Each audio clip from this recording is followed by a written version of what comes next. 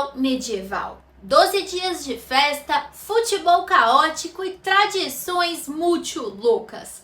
Durante a Idade Média, o inverno era aquela época fria e escura em que não tinha muito trabalho para fazer nos campos. Era o momento perfeito para que os medievais dessem uma pausa e aproveitassem 12 dias de festa, começando na véspera de Natal e até o Dia de Reis no dia 6 de janeiro. Sim, eram 12 dias. E você achando que a Idade Média era só coisa ruim.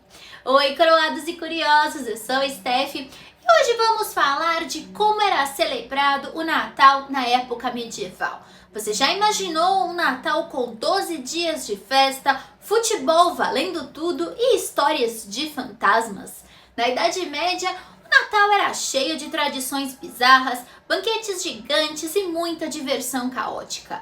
Nesse vídeo, vamos descobrir como os medievais celebravam essa época mágica com direito a jogos perigosos, danças amaldiçoadas e comidas surpreendentes. Bora lá! Uma coisa interessante para começarmos a falar era sobre um esporte que aqui no Brasil é uma paixão, o futebol. Mas claro que não era como conhecemos. O futebol medieval era conhecido como mob football. 2 gols eram escolhidos, um em cada extremidade da cidade ou vila. Os gols podiam ser qualquer coisa, desde uma janela até uma esquina.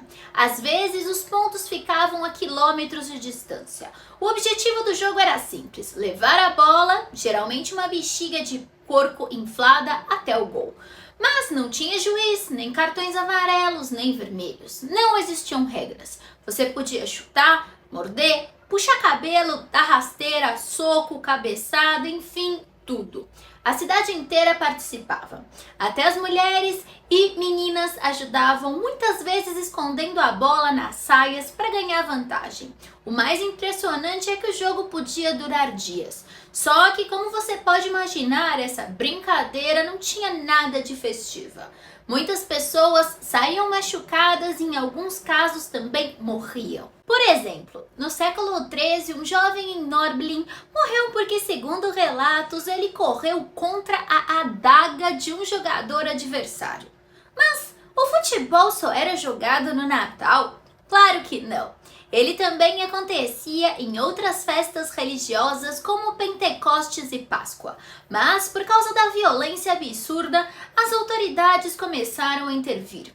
Em 1314, o prefeito de Londres proibiu o jogo perto da cidade. Já em 1349, Eduardo III resolveu banir o futebol no reino inteiro, já que ele achava que os homens deveriam usar suas energias em algo mais produtivo, como praticar arqueirismo. Afinal, o reino precisava de arqueiros para lutar nas guerras e não de jogadores de futebol brigando no meio da rua. A coisa ficou ainda mais séria em 1440, quando a igreja ameaçou excomungar qualquer um que insistisse em jogar, já que, além de violento, ele era usado para resolver rixas pessoais e brigas entre vizinhos disfarçadas de diversão. Além das mortes acidentais, o mod football era acusado de causar destruição. Segundo registros da época, jogadores que passavam pelas ruas quebravam janelas, destruíam plantações e causavam danos às casas e propriedades locais. Por isso, além da violência, os donos de terras pressionavam para que o esporte fosse banido. Apesar das proibições e tragédias, o futebol medieval permaneceu uma tradição em muitas regiões durante muitos anos. Era caótico, perigoso e barulhento. Mas para os medievais era uma das poucas maneiras de se divertir, onde a vida naquela época não era nada fácil. Uma curiosidade extra é que, apesar das proibições, vestígios do mob football sobrevivem até hoje. Algumas vilas inglesas, como Ashbourne e Aywick, ainda realizam jogos anuais tradicionais do futebol medieval durante o feriado de Scroll Verde. Mas, voltando para o Natal propriamente dito. Durante a Idade Média, o Natal no norte da Europa era uma época de grandes festas e tradições peculiares.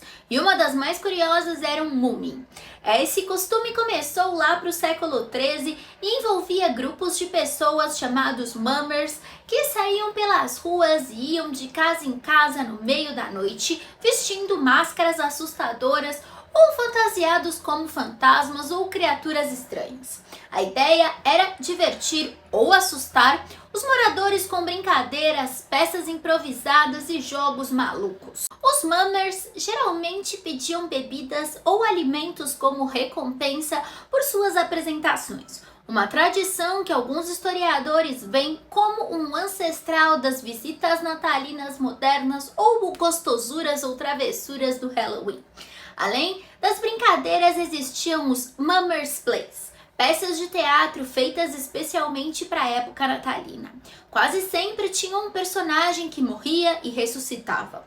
Um jeito divertido e meio estranho de celebrar o renascimento e a vida. Nessas peças, o roteiro não era tão importante. O que valia era a atuação engraçada e as interações com o público. O rei Eduardo III, por exemplo, adorava essas celebrações e fazia eventos natalinos super extravagantes. Em 1338, ele mandou fazer 86 máscaras simples, 14 máscaras com barbas longas, 15 cabeças de babuíno e elmos feitos de tecido, criando um cenário completo com uma floresta falsa e um banco de madeira. 9 anos depois, o rei ainda quis mais disfarces sofisticados para os convidados poderem se fantasiar e participar. Hoje em dia, então, também cantar músicas de Natal é algo tranquilo, né? Mas na Idade Média tudo era mais animado. Em vez de ficarem paradas, as pessoas formavam um grande círculo, davam as mãos e dançavam juntas. No centro da roda ficava o líder que cantava os versos, enquanto os outros giravam, pulavam e entravam no coro quando conseguiam recuperar o fôlego. Nada de hinos calmos e religiosos. As cantigas medievais eram geralmente improvisadas e muitas vezes tinham letras muito irreverentes. E é claro que isso não acontecia nas igrejas. Aconteciam dentro dos grandes salões das mansões dos senhores feudais, nas tavernas ou no ar livre, na vila. Até os cemitérios eram palcos para essas celebrações. Um padre, inclusive, teve problemas sérios com isso. Um historiador do século XII contou uma história maluca. Em uma noite de Natal, 12 pessoas estavam dançando e cantando animados em volta da igreja e convenceram a filha do padre a se juntar a eles. O pai dela ficou tão bravo que os amaldiçoou, dizendo que eles não conseguiriam parar de dançar por um ano inteiro. A maldição funcionou. O grupo dançou sem parar, com as mãos presas umas nas outras. O filho do padre tentou salvar a irmã, mas quando agarrou o braço dela, o braço se quebrou, como se fosse um galho velho. Meu Deus!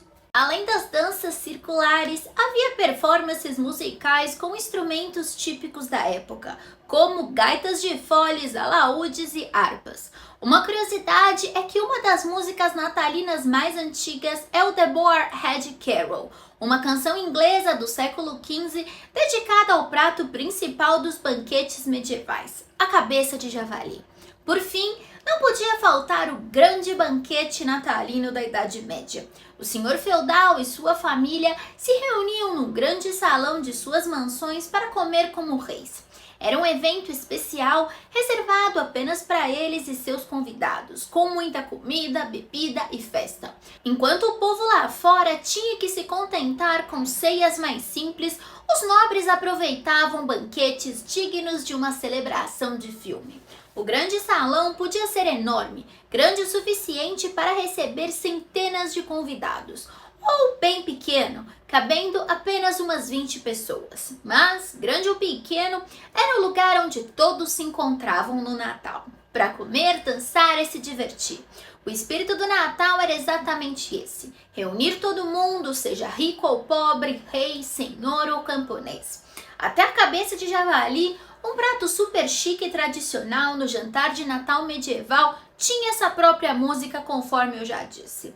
A comida era o destaque da festa, claro, e muitas vezes as dívidas que os moradores deviam ao seu senhor incluíam o fornecimento de frangos ou até de um porquinho para o jantar de Natal.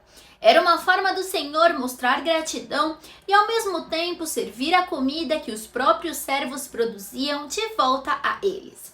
Na corte real, então, o banquete era gigantesco. Em 1213, o rei João da Inglaterra, que aqui conhecemos como João Sem Terra, preparou uma festa de Natal impressionante.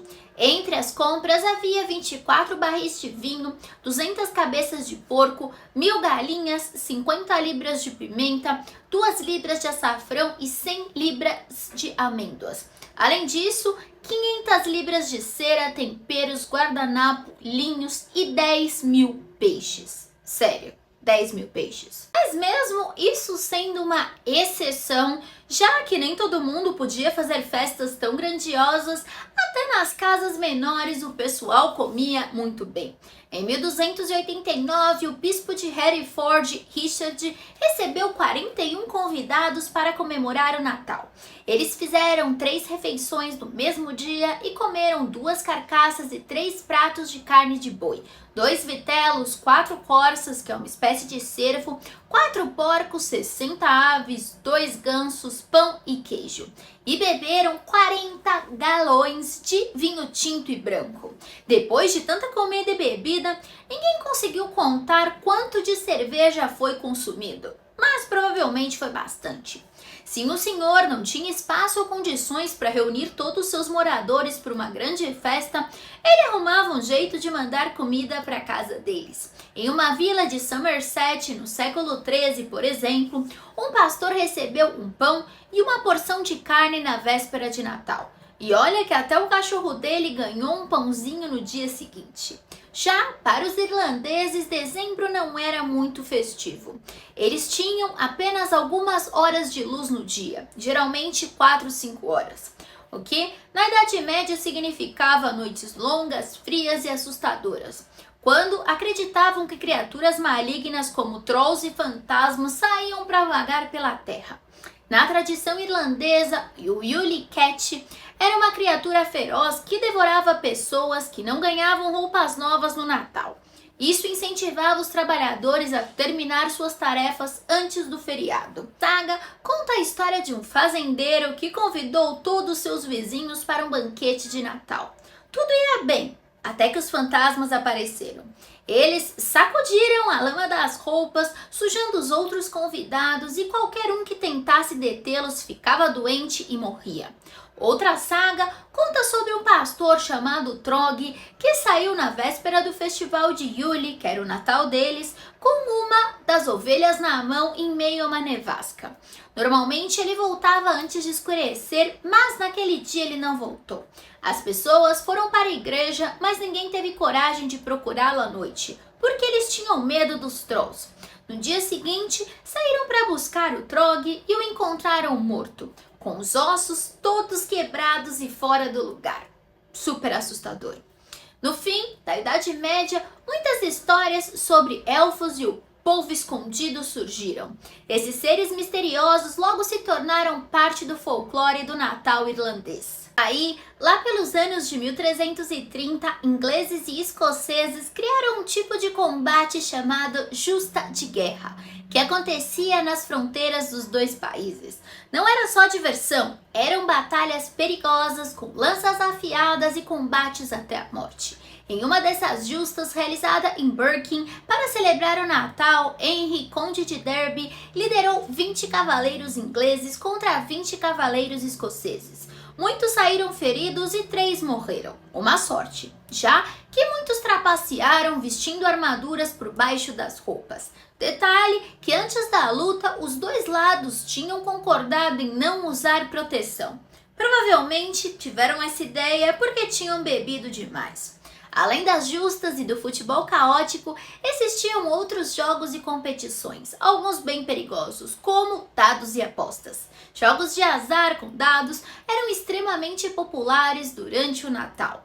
Muitas vezes, apostas arriscadas levavam pessoas a perder terras, gado ou economias em uma única noite. E também haviam jogos de mesa, xadrez e jogos de tabuleiro semelhantes ao gamão, enquanto camponeses improvisavam jogos mais simples com pedras e madeiras. Agora, vamos falar de uma coisa importante, a árvore de Natal, que se chamava Tronco de Yule. Essa tradição começou na Escandinávia, onde os povos pagãos celebravam Yule, que acabou virando parte do Natal cristão. Na véspera de Natal, eles usavam o tronco do ano anterior para acender a lareira. Essa árvore era escolhida com cuidado, arrastada para dentro de casa e colocada no fogo, mas só a parte maior queimava. O resto da árvore ficava esticada pela sala, empurrada lentamente para o fogo durante os 12 dias do Natal. O truque era saber quando tirar o tronco do fogo para sobrar um pedaço para ser usado no Natal seguinte. Em algumas casas, o final do tronco era colocado debaixo da cama do chefe de família, porque eles acreditavam que tinha poderes mágicos para proteger contra raios e incêndios. Um detalhe é que em algumas casas medievais o final do tronco também era usado para prever o futuro.